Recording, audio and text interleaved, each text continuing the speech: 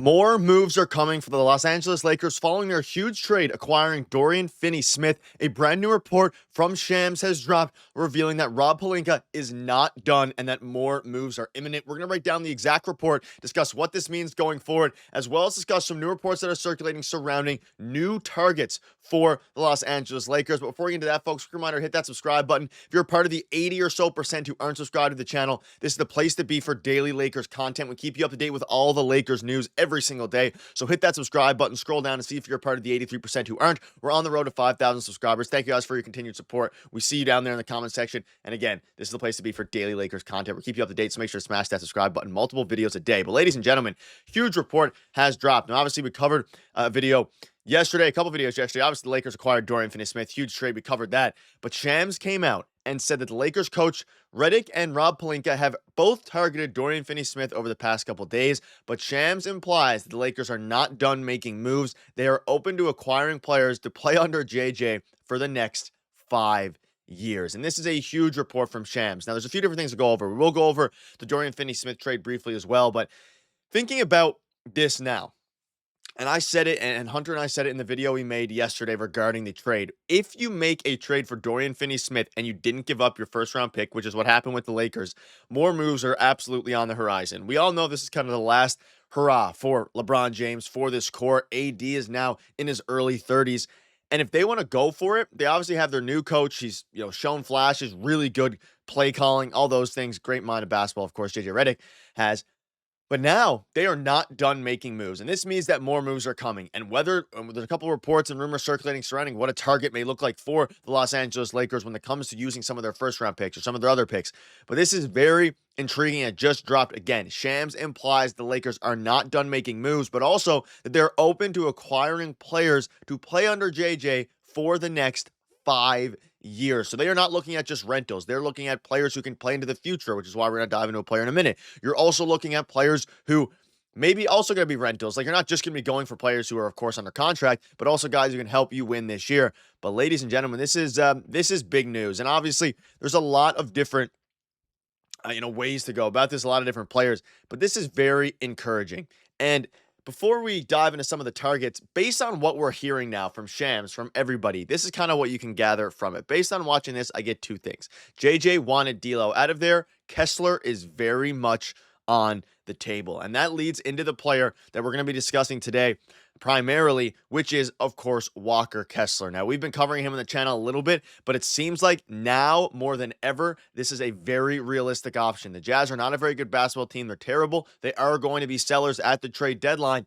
And now, when you're looking at what Shams said surrounding playing under JJ for the next 5 years, Walker Kessler fits that boat perfectly. He is a young player. He is under contract for a couple more years. He, of course, would fit perfectly into what the Lakers are trying to do, especially now that D'Lo is gone. They have, of course, Dorian Finney-Smith. They have Austin Reaves running their point guard, and we saw he had a career-high 16 assists last game.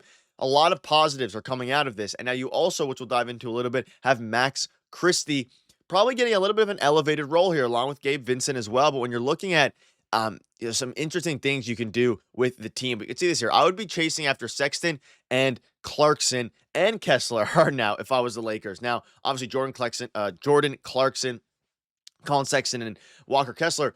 You're looking at it, and again, the primary guy for me here is Walker Kessler. Now, obviously, I keep saying Clarkson and Sexton. We can call them Klexton if they actually both somehow trade for, if the Lakers somehow trade for both.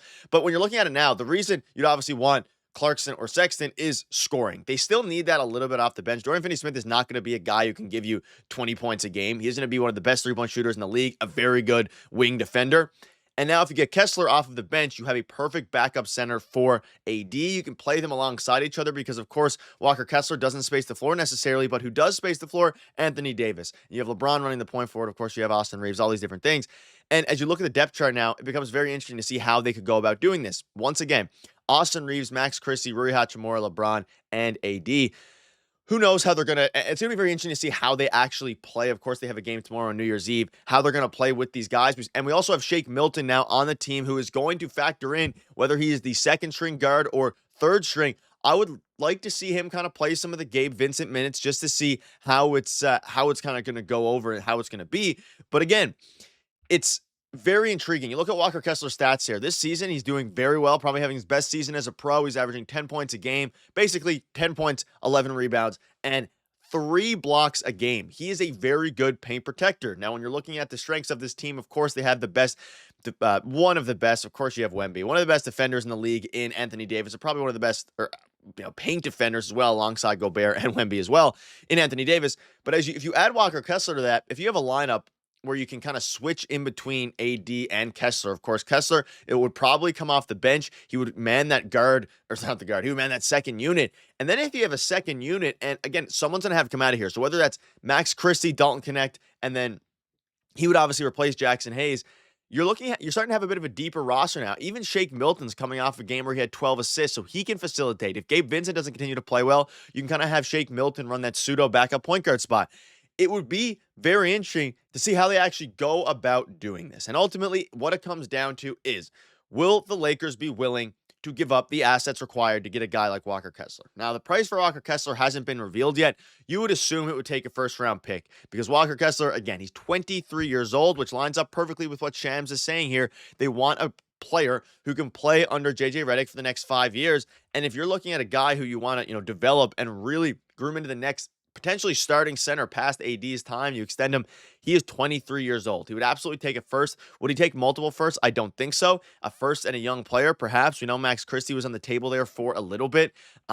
So it's going to be interesting. I want you all to let me know down below. Would you give up? What would be the maximum package you would give up for a guy like Walker Kessler? Because that's the biggest question now, what the cost is going to be. It makes all the sense in the world. We're seeing reports coming out about it. So let me know down below regarding that. And looking at the Dorian Finney-Smith trade, you can see this here. Christie's emergence has made me less worried about point of attack defense. Dorian Finney-Smith can fully be deployed as a wing stopper. Max is your true point of attack defender. Dorian Finney-Smith is your wing stopper who also grades out well as a help defender. You get Vando back to help wreck stuff defensively, 80 deployed and drop coverage, defensive versatility. You look at this team now, this was the missing piece with Dorian Finney-Smith, but they still need to add. They need a backup big man, and you probably need one more guy off of the bench who can score the ball well. Shake Milton's not that guy. Gabe Vincent's not that guy. Obviously, Dalton Connect has been, and he showed flashes at the start of the season when he was shooting the ball really well, has tailed off a little bit since then, and has saw his role diminish as a result. But let me know down below. I mean, this is a very exciting. I'm excited to see tomorrow how they utilize Dorian Finney-Smith, specifically in how they utilize these starting lineups and these lineups in general regarding defense, because they wanted, and JJ Redick came out and said he wanted a point of attack defender. Do you still need that now if you're going to run Max Christie as your point of attack defender? Of course, Dorian Finney-Smith is really good as a wing stopper, but also grades really well as a help defender. And of course, you have AD and drop coverage, one of the best in the game. And if you get Walker Kessler, he can also be a very good drop coverage defender, averages 3 blocks a game. So let me know down below what your thoughts are on this. It's going to be interesting to see how this trade opens up other trades, how this trade opens up Max Christie. Let us know down below what your thoughts are. More moves are coming. We're uploading multiple times a day for you. Also, make sure to smash that subscribe button. Thank you guys for your continued support. We'll see you guys in the next one.